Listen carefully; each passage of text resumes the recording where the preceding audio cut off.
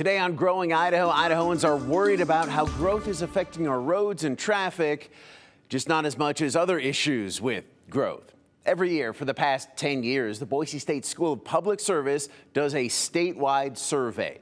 The survey covers everything from the economy to transportation to education, growth, and more.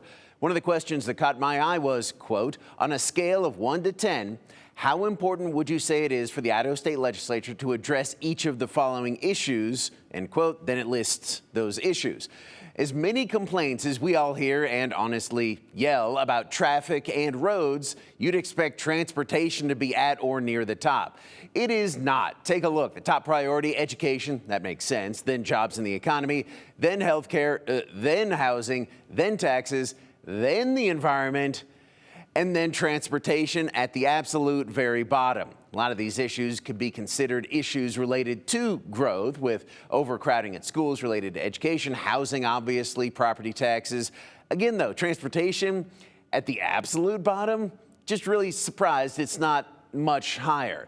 But Dr. Matthew May, who's been running this survey for years, says he's not surprised at all. He says this is exactly where transportation normally ranks for this question. And he stresses that transportation is still a very big worry for Idahoans that they want the legislature to address, especially around here.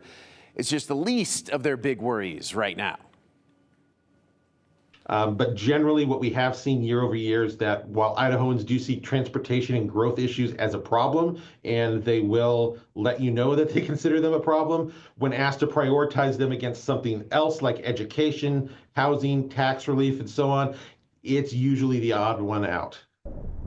He added that it really depended on where people lived as well. People in the Boise and Twin Falls areas absolutely scored transportation a 10, the highest priority for the legislature. But folks in northern or eastern Idaho just cared a whole lot less. So it sort of averaged out to, again, the bottom of that list. Coming up next week on Growing Idaho, we're going to talk about one of the other issues on that list, housing, and why that's not higher, considering at last check, we are still very much in a housing crisis.